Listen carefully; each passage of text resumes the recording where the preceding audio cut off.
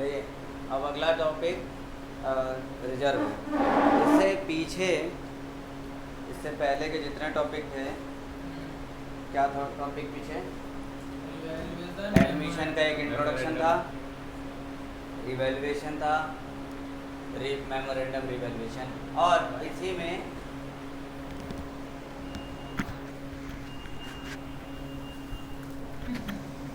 क्या जा रहा हो गया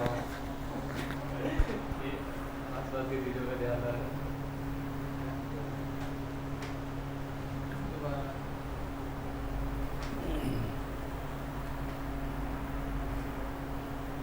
ठीक है। अब आगे स्टार्ट करेंगे रिजर्व। रिजर्व के बारे में स्टार्ट करना है। ये एक छोटा सा इम्पोर्टेंट टॉपिक है जो अलग से तो तुम्हें कभी एग्ज़ाम में नहीं मिलने वाला। मिलेगा तो एक पूरा क्वेश्चन होगा, उसी में एक एडजस्टमेंट के तौर पे मिलेगा। होना क्या है, थोड़ा फ्लैशबैक देखा जाए, जैसे हम रीकैप कहेंगे ना।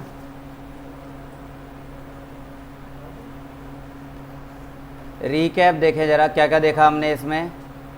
एडमिशन के इंट्रोडक्शन समझा था, नया रेशो निकालने के बारे में आगे आएगा, लेकिन पीछे भी पढ़ा है तुमने, है ना। पिछले यूनिट में नया रेशो कैलकुलेट करने के बारे में पढ़ा था, वो अभी दोबारा आएगा। तीसरी बात, सैक्रिफाइसिंग रेशो निकालने के लिए हुआ था, सैक्रिफाइसिंग रेशो, ये भी हुआ था। और चौथे में फिर ट्रीटमेंट ऑफ गुडविल समझाया, ट्रीटमेंट ऑफ गुडविल। पांचवे में रीवैल्यूएशन, जो कि एक इम्पॉर्टेंट पार्ट है और आगे भी चलता रहेगा ये। इसके बाद पढ़ा था मेमोरेंडम रीवैल्यूएशन अकाउंट।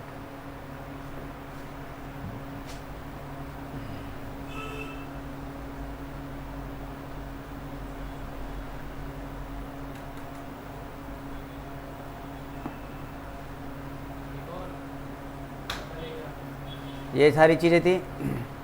अभी जो आगे पढ़ना है तो वो है रिज़र्व। लिस्ट बनाई थी मैंने पिछली क्लास में, सारी बनाई थी, उसमें भी बताया था कि रिज़र्व एक बहुत बड़ा पोर्शन है। देखने को ये है इम्पोर्टेंट, लेकिन कई बार इसको तवज्जो नहीं दिया जाता है, इम्पोर्टेंस नहीं देते हैं लोग। लेकिन ऐसा थोड़ी है कि इसकी वैल्यू डाउन हो जाती है, ऐसा थोड़ी है।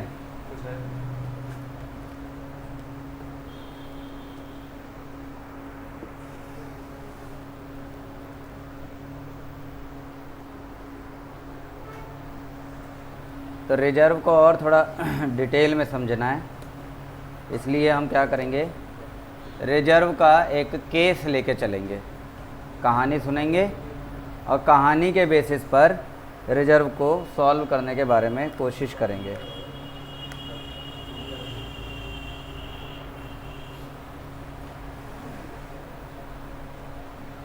देखें, रिजर्व के बारे में कहानी समझो। रिजर्व क्या होता है? रिजर्व किसे कहते हैं? हर कोई कुछ प्रॉफिट कमाता है ना, उस प्रॉफिट का एक छोटा मोटा जो पोर्शन है उसे अलग रख देते हैं। एक काइंड ऑफ क्या होता है, ये क्या बन गया, ये मैं गुल्लक बनाना चाह रहा था।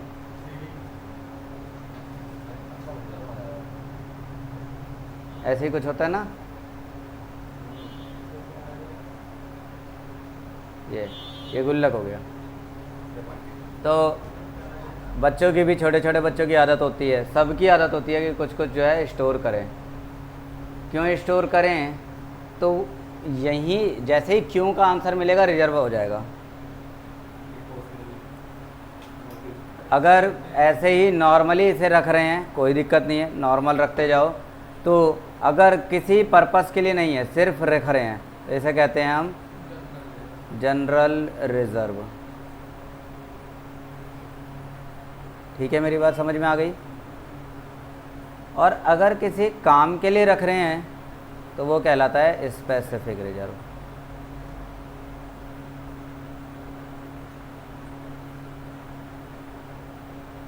स्पेसिफिक रिजर्व, जनरल रिजर्व और स्पेसिफिक रिजर्व। अगर इस गुल्लक में पैसा रखा है और किस लिए रखा है, कोई काम इसका अभी डिसाइडेड नहीं है, तो वो जनरल रिजर्व हो जाएगा। लेकिन पहले से ही सोच रखा है कि बहन की शादी के लिए, इसका मतलब बहन की शादी के लिए, वो और कहीं खर्च नहीं होगा। पहले से ही सोच रखा है कॉलेज की फ़ीस जमा करनी है, तो कॉलेज की फ़ीस के लिए हो गया ये रिजर्व। है रिजर्व लेकिन कॉलेज की फ़ीस के लिए है। तो इसी रिजर्व में हम आएंगे तो कई तरह के रिजर्व देखते हैं। तो मोस्ट ऑफ द रिजर्व जो है, जो तुम्हें देखने हैं, क्या क्या देखना है, तो एक है वर्कमैन कंपनसेशन रिजर्व। ये तुम्हें फ़िलहाल ज़्यादा देखना भी नहीं है, बस नाम थोड़ा समझ लेना है। और दूसरा है investment fluctuation reserve. General reserve और स्पेसिफिक रिजर्व। जनरल रिजर्व किसी भी काम में लगा दो, स्पेसिफिक रिजर्व जिस पर्पस के लिए बनाया उसी पर्पस में लगाना है। दो तो फिलहाल हैं ही तुम्हारे सामने, वर्कमैन कंपनसेशन रिजर्व, यानी जो तुम्हारे यहाँ वर्कर है उसके लिए रिजर्व बना रहे हो और बना के रख रहे हो, क्योंकि मान लो वर्कर तुम्हारे यहाँ फैक्ट्री में या कहीं पे काम करते हुए उसे चोट वोट लग गई, कुछ बात हो गई, तुम्हारी वजह से उसका नुकसान हो गया है, तो ऑब्वियसली उसका इलाज तो तुम्हें ही करवाना पड़ेगा। अब उस इलाज के लिए पैसे चाहिए होंगे। अब दुविधा की बात यह है कि पैसे तो है ही नहीं, तो अब दिक्कत हो जाएगी ना। इसलिए रिजर्व बना के चलेंगे ये वाला, कभी ज़रूरत पड़ी इस रिजर्व में से पैसा निकाल के दे दिया जाएगा। क्यों जी। दूसरा इन्वेस्टमेंट फ्लक्चुएशन रिजर्व। ये तो इन्वेस्टमेंट की वैल्यू चेंज हो जाती है, ख़ास तौर पे गिर जाती है, तो उस गिरी हुई वैल्यू के कारण बैलेंस शीट पे ज़्यादा असर पड़ता है, मिसमैच आ जाता है। ठीक है, कैपिटल डाउन हो जाती है। तो हमारा कैपिटल ना डाउन हो, हमारा प्रॉफिट ना डाउन हो, इसके लिए ये रिजर्व बना दिया जाता है। क्लियर। ठीक है, रिजर्व के बारे में ट्रीटमेंट समझेंगे।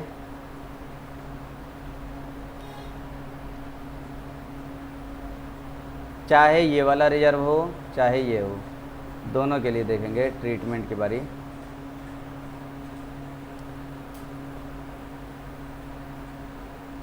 Treatment at the time of admission.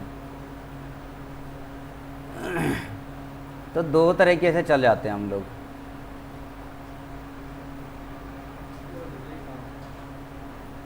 दो तरीके से चल लेते हैं। पहला तरीका क्या है कि जनरल रिजर्व को या स्पेसिफिक जो भी रिजर्व है उसे नई बैलेंस शीट में नहीं दिखाना चाह रहे हम।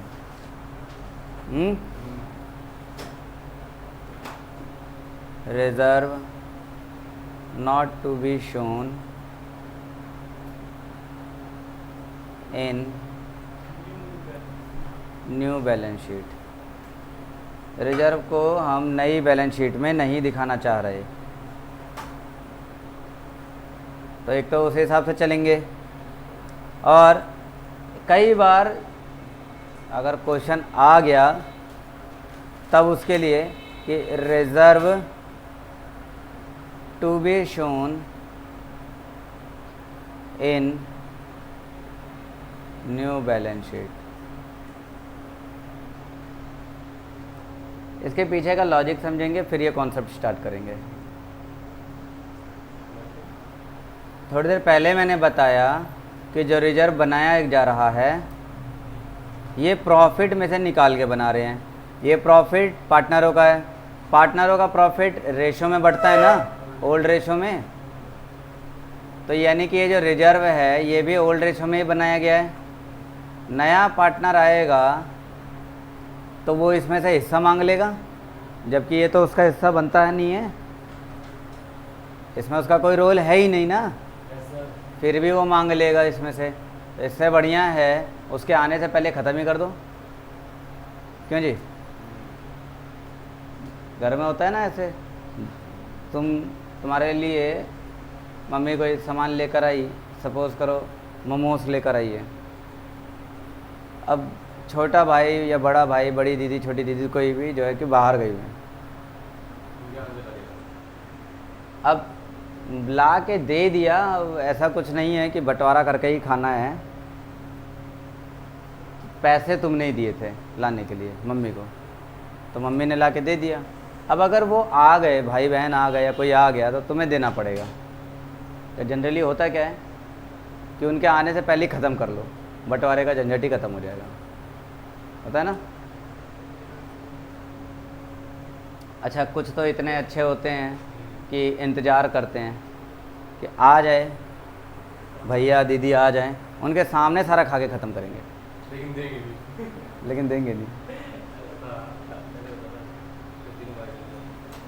खैर, तो वही बात है, नए पार्टनर को आने से पहले सारा बांट बूट के ख़त्म कर लें।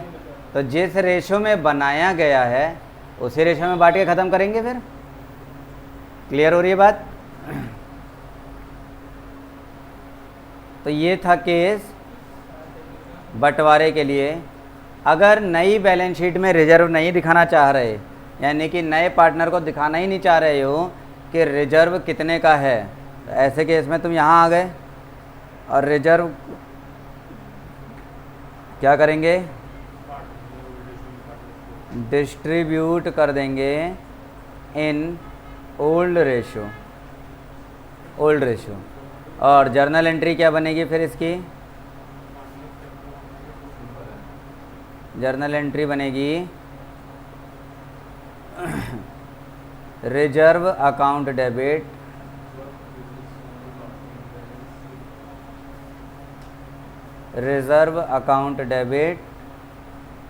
टू पार्टनर्स कैपिटल अकाउंट या current account as the case may be, हैं, या एज मे बी प्रेस्क्राइब्ड।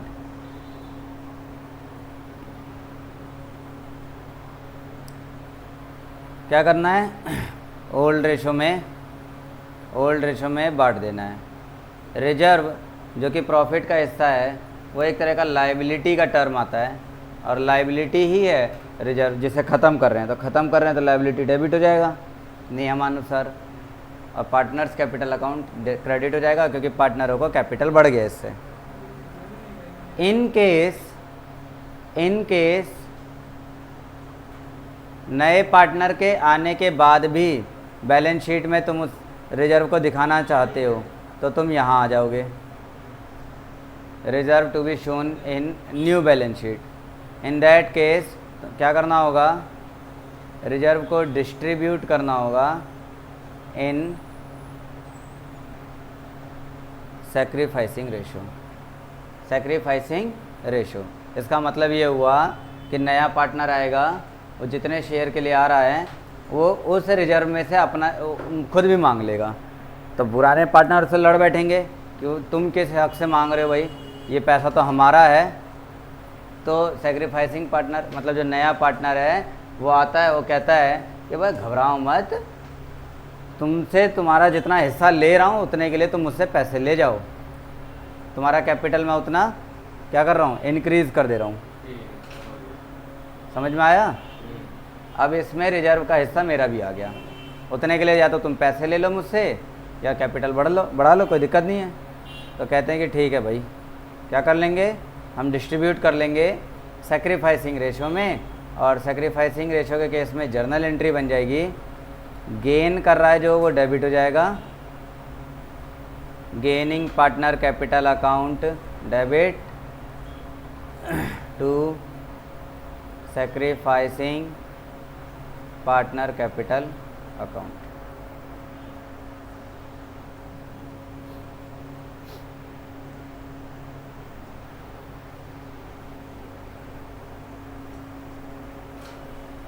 बहुत अच्छे से समझ में आ रहा होगा।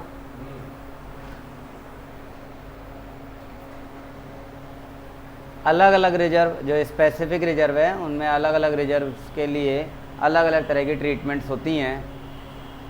ये अगर तुम लोग कहोगे तो करवा दूंगा, फ़िलहाल अभी ऐसी कोई ज़्यादा नीड है नहीं।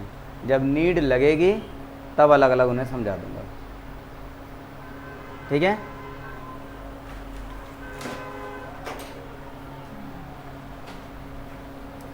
इसी के आधारभूत एक क्वेश्चन है ये। कोई प्रॉब्लम तो नहीं आ रही क्वेश्चन करवा रहा हूँ तो। और मैं चाह रहा हूँ कि थोड़ा फॉर्मेट, क्योंकि सबके पास किताब रखी हुई है तो ज़्यादा लिखना ना पड़े।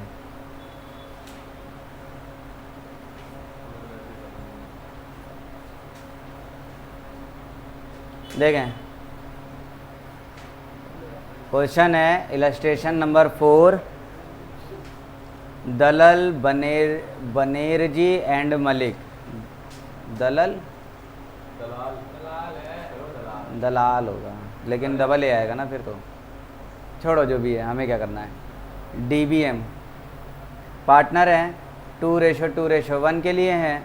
उनकी अपनी बैलेंस शीट दे रखी है। ट्रेड पेबल दिया हुआ है 12,850। आउटस्टैंडिंग लायबिलिटी दे रखी है 1500। जनरल रिजर्व है 6,500। दूसरी तरफ land building 25,000, furniture 6,500, inventory of goods 11,750, trade receivable 5,500, cash in hand 140, cash at bank 960। बाकी जो है कि कैपिटल भी बताया हुआ है, दलाल बनेरजी और मलिक तीनों का कैपिटल 12,000, 12,000, 5,000 है। तो यहाँ तक बैलेंस शीट में किसी को कोई प्रॉब्लम नहीं रही होगी। तो आगे अगर बढ़ेंगे,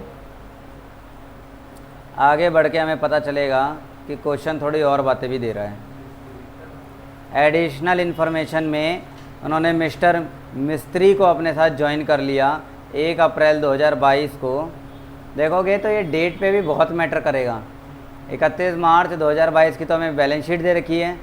नया साल शुरू होते ही इन्होंने नया पार्टनर अपने यहाँ ऐड कर दिया, ठीक है। तो ये डेट पे बड़ा ध्यान रखना है।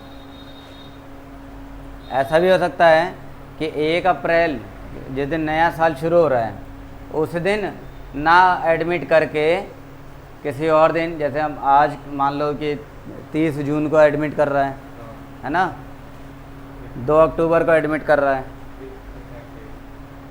तो कुछ भी हो सकता है। फ़िलहाल यहाँ पर 1 अप्रैल है। तो आगे बोला कि Mr Mistry shall bring 5,000 towards his capital. The value of inventory should be increased by 2,500 and furniture should be depreciate by 10%। तो देखो ये बाय का लफड़ा दोनों में ही है। मैंने पिछली क्लास में भी बताया था ये बात, बाय को लेकर क्या बताया था। बाय मतलब इतना गिरा है, और एक और आएगा अगर 2 मतलब गिर के वहाँ पहुँच गया है। अगला, reserve for bad and doubtful debts should be provided at 10% of the trade receivable, ठीक है। तो ये भी लायबिलिटी बढ़ गई। The value of land and building should be enhanced by 20%। The value of goodwill be fixed at ₹15,000। आगे की बात, general reserve will be transferred to partners capital account. ये जो लाइन लिखी है बस इसी लाइन के लिए क्वेश्चन पकड़ा गया है। जनरल रिजर्व को ट्रांसफ़र करेंगे पार्टनर्स कैपिटल अकाउंट में, मतलब कि डिस्ट्रीब्यूट करके ख़त्म कर देंगे, हैं, डिस्ट्रीब्यूट करके ख़त्म कर दिया जाएगा, बैलेंस शीट में ट्रांसफ़र नहीं किया जाएगा। और आगे एक बात और दिया है, new profit sharing ratio shall be 5/15, 5/15, 3/15 and 2/15, मतलब 5, 5, 3 और 2।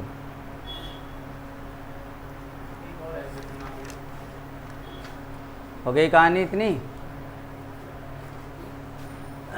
आगे बढ़ते हैं।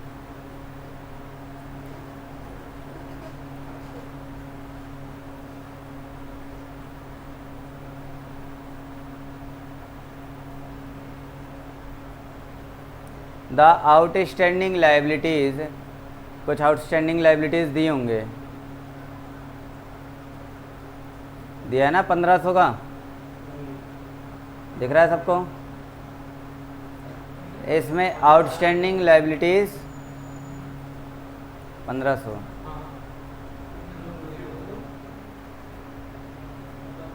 आउटस्टैंडिंग लाइबिलिटीज़ इंक्लूड 1000 रुपये due to Mr Sen which has been paid by Mr दलाल।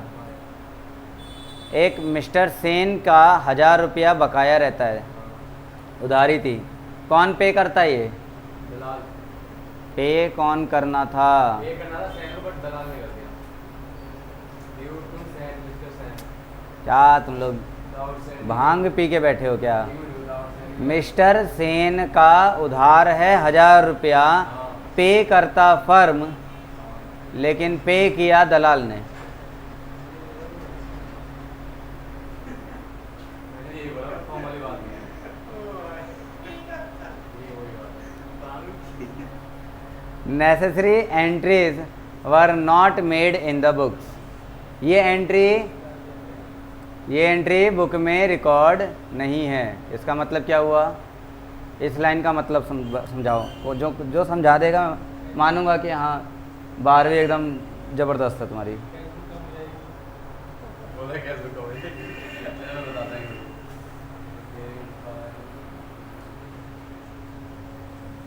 जो मिस्टर सेन की लाइबिलिटी ना, वो मतलब मिस्टर डी ने पे कर दिया है, और इसे क्या कहते हैं, बुक में रिकॉर्ड नहीं किया गया है, तो इसका क्या सेंस निकला? कि मतलब जो हमारी लाइबिलिटी है, हाँ, वो मतलब जो लाइबिलिटी दलाल की थी वो ट्रांसफर हो गई है, सही मिस्टर सेन की थी और ट्रांसफर हो गई दलाल की। इसीलिए लाइन बोली थी मैंने। फर्म की लाइबिलिटी हो गई। सही बोल रहा है। फर्म की लाइबिलिटी है, फर्म चुकाता सेन को, लेकिन फर्म ने नहीं चुकाया, दलाल ने चुका दिया। अब ये एंट्री बुक में रिकॉर्ड नहीं हुई है, इसका मतलब ये हुआ कि ये जो लाइबिलिटी 1500 की है, ये असल में 1500 नहीं है, ये सिर्फ 500 है। 1000 रुपये पे किया जा चुका है, माइनस हो जाएगा। यानी कि लाइबिलिटी डाउन हो गई। बात क्लियर हुई? बैलेंस शीट में फॉर्म से दिखाएंगे।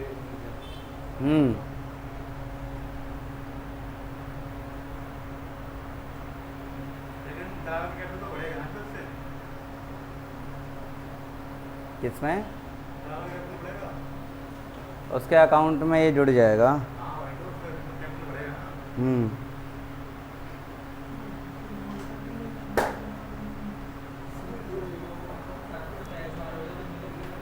हाँ, तो ये सारी एडजस्टमेंट थी,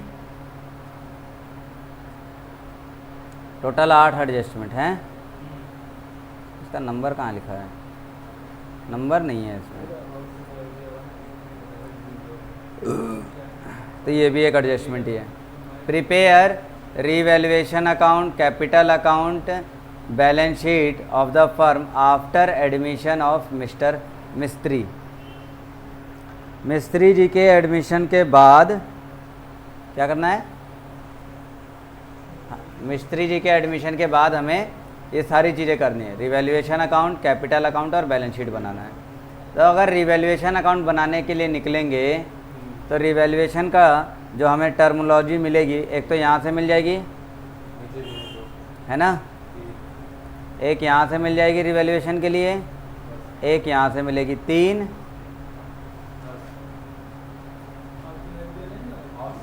इसमें 2 हैं, एक ये है 2500 और एक ये 10%। तो हो गए ना 4 एंट्रियाँ। अब आते हैं इस पे। ये भी एक लायबिलिटी थी जो कि डाउन हो गई है, लेकिन ये फर्म के अकॉर्डिंग होता, फर्म ने पे किया होता अगर, तो ये रिवैल्यूएशन में जाता। फर्म ने तो पे किया ही नहीं, दलाल ने पे किया है, तो ये दलाल के अकाउंट में जाएगा, रिवैल्यूएशन में नहीं जाएगा। समझ में आ गया? चलिए, यहाँ से ये रिवैल्यूएशन बना। देखो प्रोविज़न बनाया था 550 का हो गया, फर्नीचर रिड्यूस होकर 650 कम हो गया, इन्वेंट्री की वैल्यू बढ़ गई थी 2500, लैंड बिल्डिंग बढ़ गया था 5000, कुल मिला के 6300 का प्रॉफिट आया जो जाएगा पार्टनर्स कैपिटल अकाउंट में। इसमें किसी को कुछ पूछना है? मैं डन लगा दूं इस पर? डन। अब दोबारा मत पूछना मुझसे इसमें।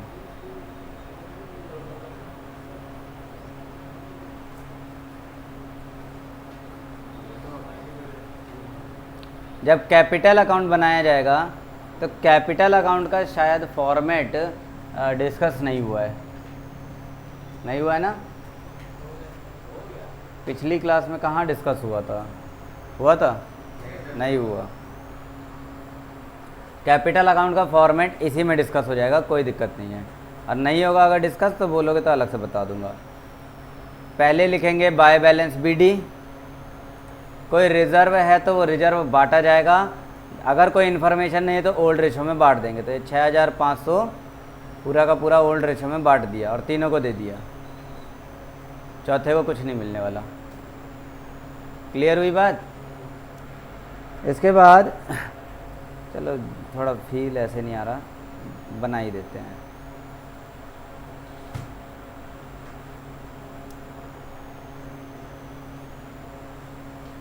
Partners capital account.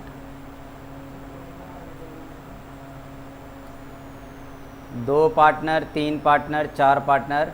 After admission जितने भी होंगे उतने कॉलम बनाएंगे। 1 2 3 4। इधर भी 1 2 3 4 हो गए। तो कौन कौन पार्टनर थे हमारे पास? दलाल, बनेड़जी, मलिक और मिस्त्री। दलाल, बनेड़जी और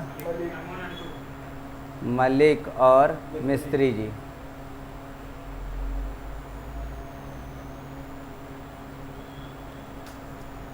अब तो मिस्त्री जी के हाथ में पूरी सत्ता आ गई। मौज मार दिया मिस्त्री जी ने। मिस्त्री जी के हाथ में सत्ता आ गई, पता नहीं चला।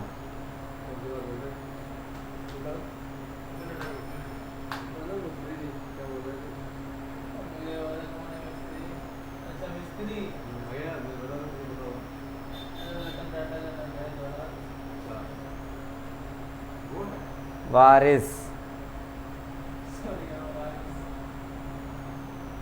देखिए सबसे पहले यहाँ बाय बैलेंस बीडी लिखेंगे तो पुराने पार्टनरों का बैलेंस होता है, नए वाले का कुछ नहीं होता। इसके बाद रिजर्व बांट देंगे अगर कुछ है तो bye general reserve. Old ratio में बांटेंगे तब तक जब तक कोई इन्फॉर्मेशन ना दी हो। तीसरी बात, कोई पार्टनर नया आया है तो वो कैश या बैंक लेकर आया होगा, बाय कैश या बैंक अकाउंट। तो नया पार्टनर पैसा लेकर आया वो यहाँ आ गया। नया पार्टनर गुडविल भी लेकर आया है तो जो गुडविल लाया है, गुडविल लाने की एंट्री यहाँ पर नहीं हो पाएगी, लेकिन गुडविल को डिस्ट्रीब्यूट करने की एंट्री यहाँ ज़रूर हो जाएगी। तो गुडविल के डिस्ट्रीब्यूशन की एंट्री करी जाएगी। तो यहाँ लिखेंगे गुडविल। इसमें इस क्वेश्चन में तो 15,000 का है। 15,000 में से मिस्त्री का अपना शेयर निकालेंगे और उसे बांट देंगे। फिलहाल यहाँ लिखेंगे क्या? यहाँ लिखेंगे प्रीमियम फॉर गुडविल अकाउंट। और जो पार्टनर सेक्रीफाइस कर गए हैं उन्हीं के डब्बों में लिख दिया जाएगा। जो गेन कर रहा है उसके लिए नहीं लिखेंगे, जो सेक्रीफाइस कर रहा है उसके लिए लिखेंगे बस। इसके बाद रीवैल्यूएशन का प्रॉफिट या लॉस कुछ है तो वो लिखेंगे। अगर प्रॉफिट है तो यहाँ लिखेंगे revaluation account in case of profit. ठीक है, ओल्ड रेशो में बट गया होगा वो यहाँ आ जाएगा, और अगर लॉस रहा होगा तो वो यहाँ आएगा to revaluation account in case of loss. हो गया इतना काम? आगे बढ़ेंगे इसमें, आगे बढ़ेंगे। अगर कोई पार्टनर जो गुडविल लेकर आया वो गुडविल विड्रॉ कर लेता है, कोई पार्टनर पैसा निकाल रहा हो अगर, तो यहाँ लिखेंगे टू बैंक या कैश अकाउंट। तो जो पार्टनर विड्रॉ कर रहा है उसी पार्टनर के लिए लिखेंगे बस। फ़िलहाल जो है इतना ही है सारा। अगर कुछ और बंटवारे के लिए होगा तो उसे बांट दिया जाएगा ओल्ड रेशो में, या अगर सेक्रीफाइसिंग रेशो में बट रहा होगा तो सेक्रीफाइसिंग में। बंटवारे के लिए और क्या हो सकता है, बंटवारे के लिए और क्या हो सकता है, तो बैलेंस शीट में मौजूद गुडविल, एक तो ये एक दो तरह की गुडविल बताई थी मैंने लास्ट क्लास में, नहीं लास्ट क्लास में तो बताया था। दो तरह की गुडविल बताई थी, एक तो परचेज गुडविल जो बैलेंस शीट में मौजूद होती है, और एक सेल्फ जनरेटेड गुडविल जो एडजस्टमेंट में मौजूद होती है। तो यहाँ ये वाला जो गुडविल लिखा है ये तो एडजस्टमेंट वाला हो गया। बैलेंस शीट में जो गुडविल दिया है उसको यहाँ लिख देंगे टू गुडविल अकाउंट, और कौन सा वाला ये बैलेंस शीट वाला है। ओल्ड रेशो में बांट के ख़त्म कर दिया जाएगा। इसके बाद प्रॉफिट एंड लॉस अकाउंट आता है। प्रॉफिट एंड लॉस अकाउंट अगर पुरानी बैलेंस शीट में लिखा होगा तो बांट दिया जाएगा, लायबिलिटी साइड में लिखा होगा तो यहाँ बांट देंगे प्रॉफिट एंड लॉस अकाउंट, अगर ये लायबिलिटी में लिखा है तो ओल्ड रेशो में बांट दिया जाएगा। और यही चीज़ एसेट्स में लिखा होगा अगर, तो यहाँ लिख देंगे to profit and loss account asset side का, और तीनों में दे दिया जाएगा ये। एट द लास्ट इन्हें सबको टोटल करेंगे और सबका डिफरेंस निकाल देंगे। एक काम छोड़कर बाकी मैंने सारे काम बता दिए हैं। जो एक काम जो छोड़ा हुआ है वो थोड़े कुछ और इसमें पकड़ बन जाएगी, उसके बाद उसे करवा देंगे।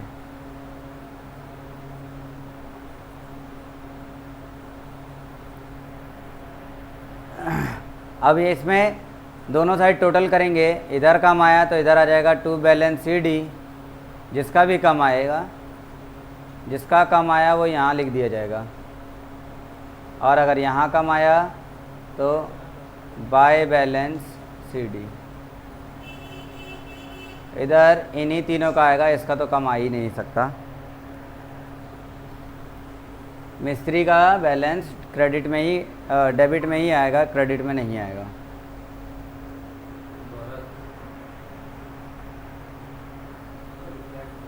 तो ये है इसका पार्टनर्स कैपिटल अकाउंट का फॉर्मेट। इसी फॉर्मेट में बस वैल्यू रख देनी है, और वैल्यू रखोगे बैलेंस शीट आ जाएगा, फिर बैलेंस शीट बना देंगे।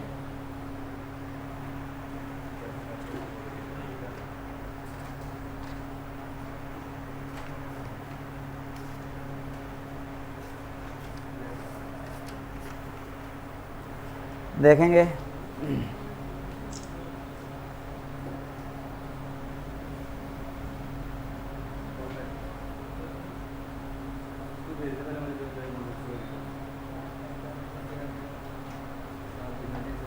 यहाँ वो सारे कंटेंट लिख दिए हैं। बैलेंस बीडी, जनरल रिजर्व, नया जो पार्टनर है, नया पार्टनर पैसा लाया वो लिख दिया। और अच्छा एक चीज़ और ये करा,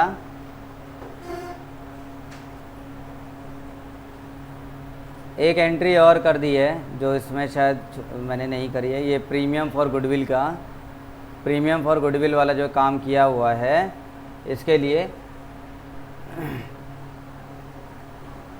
इसे बांट भी दिया है। एक तो यहाँ पर ये तो सैक्रिफाइसिंग रेशो में हो गया, सैक्रिफाइसिंग रेशो में करके और दूसरी तरफ उसको लेकर भी चले गए हैं। फॉर्मेट फ़िलहाल तो ऐसा ही है, लेकिन थोड़ा सा इसमें चेंज कर दिया गया है। देखो यहाँ गुडविल जो है 15,000 की है, फर्म की गुडविल 15,000 की है, और जो नया पार्टनर आया है उसका अपना शेयर कितने का है 2/15, तो 2/15 तो 1,000 इंटू 2, ये 2,000 हो जाएगा। ये 2,000 सेक्रीफाइसिंग रेशो में बटेगा। तो जो सेक्रीफाइस कर रहे हैं सिर्फ उन्हीं को बटेगा। तो देखेंगे कि सेक्रीफाइस कर कौन रहा है। हमारे पास दलाल है, बनेरजी है, M1 है और M2 है। ये हम सेक्रीफाइसिंग रेशो निकालने चले हैं। पहले इसका ओल्ड रेशो, सेक्रीफाइसिंग का फॉर्मूला होता है old ratio minus new ratio. तो इसका ओल्ड रेशो 2/5, ये भी 2/5, ये 1/5। इसका तो कुछ था ही नहीं ओल्ड रेशो। माइनस कर देंगे न्यू रेशो से, तो न्यू रेशो दिया हुआ है 5/15, फिर से 5/15,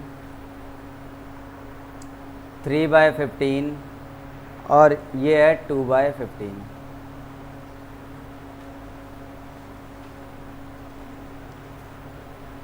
इसे सॉल्व करेंगे, इंटू 3 लगा देंगे, 3 दूनी 6 और 1, तो 1/15 आ गया, पॉजिटिव आ रहा है, पॉजिटिव आ गया, सेक्रीफाइस कर गया ये। दूसरे की बारी, इंटू 3, इसका भी वही 1/15, ये भी सेक्रीफाइस कर गया।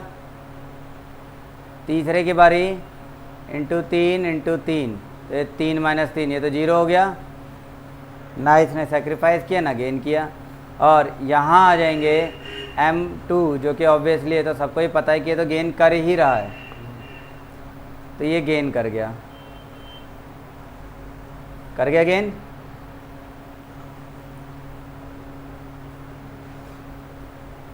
तो इसके लिए अगर पुराने जो फंडामेंटल्स देखेंगे तो जर्नल एंट्री क्या है, gaining to sacrificing. Sacrificing ratio इन दोनों में कितना आ रहा है, 1:1 आ रहा है, यानी डी और बी के बीच 2000 रुपये इक्वल बांट दिया जाएगा। और गेन कर रहा है M2, तो जर्नल एंट्री हो जाएगी M2 डेबिट टू डी और टू बी। तो M2 जो कि पूरा ही गेन कर गया 2000, डी सेक्रीफाइस कर रहा है 1000, बी सेक्रीफाइस कर रहा है 1000। तो इसके अकॉर्डिंग अब तुम्हें जो है ट्रांजैक्शंस लिखनी है, इसके अकॉर्डिंग ट्रांजैक्शंस लिखनी है। M डेबिट हो रहा है, M2 जो है डेबिट हो गया, डी और बी दोनों क्रेडिट हो गए। ये गुडविल का ट्रीटमेंट हो गया। सीधे सीधे क्या करना है, देखो ये जो पूरा फॉर्मेट था ये वही फॉर्मेट है जो तुम पढ़ के आए हो 12th में। अब क्या करना होगा, ये प्रीमियम फॉर गुडविल वाला हिस्सा ये वाला हटा के ये जर्नल एंट्री ध्यान देनी है। जर्नल एंट्री M डेबिट हो रहा है, डी और बी क्रेडिट हो रहे हैं, तो M के डेबिट में जाएंगे, डी और बी लिख देंगे लेजर पोस्टिंग। M के डेबिट में जाएंगे और डी और बी लिख देंगे। तो M के डेबिट में आ जाएंगे और डी और बी लिखेंगे, तो कहाँ लिखेंगे, यहाँ लिख दे रहा हूँ मैं, यहाँ लिख देता हूँ to D's capital account, to B's capital account. तो 1000 रुपये यहाँ और 1000 रुपये यहाँ। क्लियर, ठीक है, आगे बढ़ें। तो अब M के डेबिट का तो काम ख़त्म कर दिया। अब देखोगे डी और बी दोनों क्रेडिट हो रहे हैं, तो क्रेडिट में आएंगे यहाँ पर क्रेडिट साइड में आएंगे और M2 के नाम से आ जाएंगे। तो बाय M2's है ना कैपिटल अकाउंट, डी के कॉलम में 1000 और बी के कॉलम में 1000। M1 को कुछ भी नहीं मिलने वाला क्योंकि इसका तो कुछ आया ही नहीं। ये है अब गुडविल के एडजस्टमेंट वाली गुडविल की ट्रीटमेंट। बाद बाकी सारा कुछ वैसे ही है एज इट इज जो तुमने 12th में पढ़ा है। अब इससे तुम्हें डिफरेंस समझ में आ गया होगा कि तुम 12th में क्या पढ़ के आए हो और यहाँ क्या पढ़ने को मिल रहा है। ठीक है,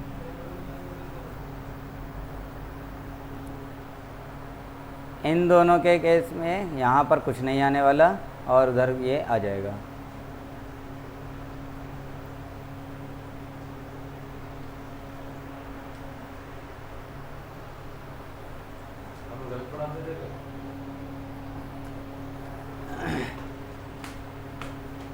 मैंने पहले भी बताया कि गुडविल को ICAI ये बात बोलता है कि गुडविल को सेक्रीफाइसिंग रेशो में बांटो, और जर्नल एंट्री भी सेक्रीफाइसिंग के अकॉर्डिंग करनी है, गेनिंग टू सेक्रीफाइसिंग, कुछ भी हो गेनिंग टू सेक्रीफाइसिंग। ठीक है। 12th वाला जो कॉन्सेप्ट है वो थोड़ा ज़्यादा ही पुराना है, एज इट इज चलता आ रहा है।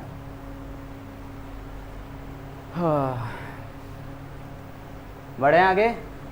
तो अब जो कैपिटल अकाउंट चल रहा था हमारा, उस कैपिटल अकाउंट को थोड़ा और ज़्यादा फरमाएंगे। तो यहाँ देखो, ये मिस्त्री जी का आ गया 1000 और दलाल बनेड़ जी का 1000 आ गया। काम ख़त्म यहाँ तक। अगला, दलाल ने एक आउटस्टैंडिंग लाइबिलिटी पे करी थी ना, पे करी थी, तो वो पे करने से दलाल की कैपिटल और बढ़ गई, क्योंकि फर्म उतना और पैसा अब उसे देगा। तो ये वो दलाल की लाइबिलिटी दलाल के कॉलम में 1000 रुपये आ जाएगा। यहाँ तक कि कोई प्रॉब्लम किसी को? बोलो हाँ या ना। नहीं है? क्या हो जाएगा? और कुछ परचेज करते हैं, कौन से परचेज करते हैं,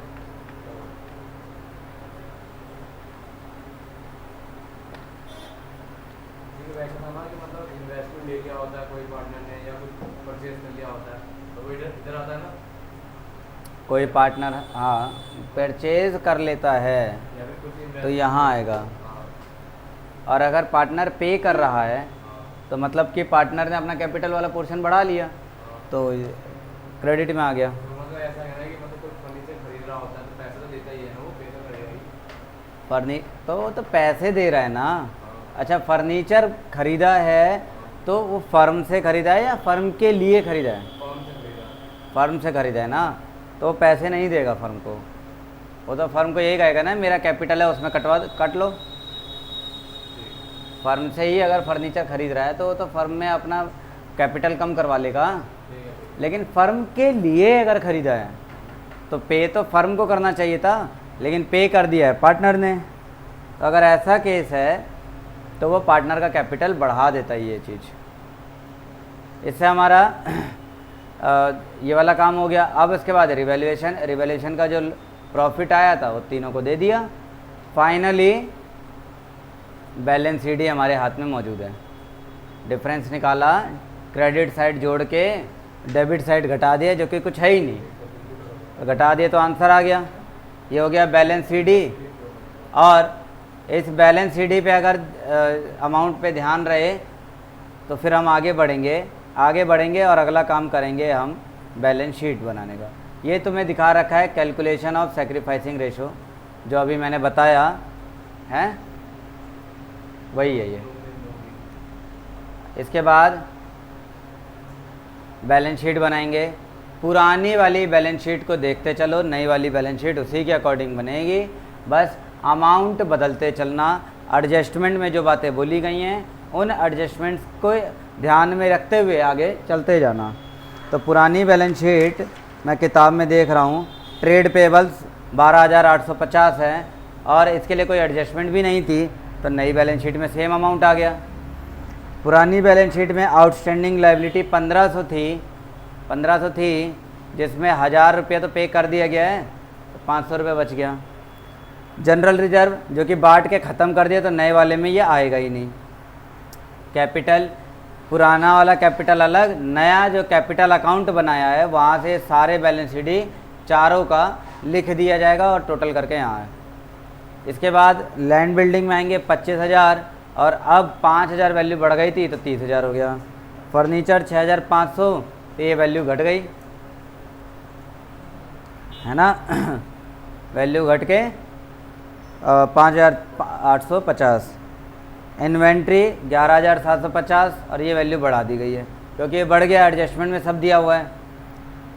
ट्रेड रिसीवेबल 5,500 था, प्रोविज़न लग गया 10%, माइनस करके 4,950 हो गया। कैश इन हैंड और कैश एट बैंक, ये तो कैश इन हैंड तो ठीक है, लेकिन जो कैश एट बैंक की बारी ये है, कैश एट बैंक 960 रुपये है। 960 रुपये, ध्यान देना है, यहाँ पर बच्चे बहुत गड़बड़ कर देते हैं 960 रुपये, साथ ही जो पार्टनर है वो अपने साथ कैपिटल लेकर आया है, 5000 का कैपिटल लाया है और गुडविल कितने की, 2000 की। तो 5000 का कैपिटल लाया और 2000 की गुडविल, जो कि वो लाने के लिए तो क्वेश्चन में कहीं कुछ बोला ही नहीं है। क्वेश्चन में बोला थोड़ी है कि वो लेकर आया है, तो हम भी क्या मानेंगे, नहीं लेकर आया है, कैपिटल में ही है। वो सारा कैपिटल में ही मौजूद है। कोई प्रॉब्लम? तो ये दोनों जोड़कर 5960 ये हो गया। अब आगे कुछ छोटे छोटे टॉपिक जो मैं सिर्फ रिवीजन में, मतलब रिवीजन कह रहा हूँ, ऐसे ही फास्ट फॉरवर्ड लेके चलना चाहूँगा, वो है new profit sharing ratio calculate करना। इसको मैंने पिछली ही क्लास में समझा दिया था, एक पूरा क्वेश्चन करवाया था इसके बेसिस पर, उसे ही रिपीट कर लेना, हो जाएगा। इसके बाद कुछ डिफरेंट केसेस हैं computation of new profit sharing ratio in different cases. Case number 1, case number 2,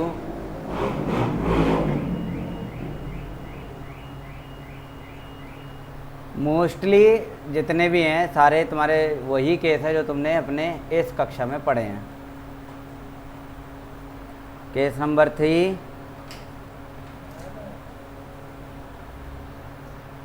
case number 4, case number 5, इन्हें ट्राई कर लेना क्योंकि ये पढ़े हुए हैं सारी चीज़ें। सैक्रिफाइसिंग पार्टनर किसे कहते हैं ये भी बता दिया। जो पार्टनर सैक्रिफाइस कर रहा है, अपने शेयर कम कर रहा है, उसे सैक्रिफाइसिंग पार्टनर कहते हैं। और जो उसका अपना रेशो कम हो रहा है, जितना वो अपना हिस्सा कम कर रहा है, उसी हिस्से को सैक्रिफाइसिंग रेशो कहेंगे। ऐसे ही गेनिंग पार्टनर कौन है, तो वो पार्टनर जो सैक्रिफाइस करने वाले से ले रहा है। नया पार्टनर गेनिंग पार्टनर, जो पार्टनर आया है और दूसरों से हिस्सा ले रहा है, वो गेनिंग पार्टनर है। अच्छा, क्या पुराना ही पार्टनर गेनिंग पार्टनर हो सकता है? बिल्कुल हो सकता है। पुराना पार्टनर, जो कि जनरली सारे सैक्रिफाइसिंग पार्टनर होते हैं, लेकिन कुछ केस में पुराना पार्टनर भी गेनिंग पार्टनर बन जाता है। गेनिंग रेशो ये भी बता दिया।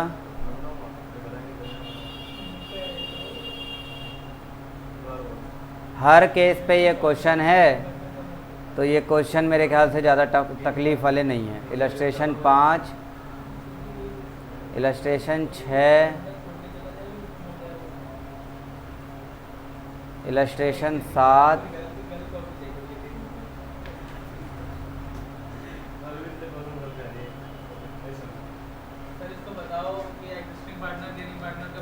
हिडन गुडविल मैंने पिछली क्लास में, हाँ लास्ट टू लास्ट क्लास ना, 2 क्लास पहले गुडविल जब पढ़ाया था तभी हिडन गुडविल का कॉन्सेप्ट समझा दिया था अच्छे से, ईमानदारी से तुमने किया।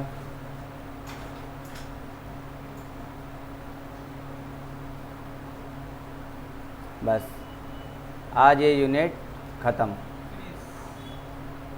अगली क्लास रिटायरमेंट की होगी और उसमें कोशिश करेंगे रिटायरमेंट को पूरा ख़त्म कर दिया जाए। ठीक है, अब आज के लिए काफ़ी था, बहुत सारा हो गया आज।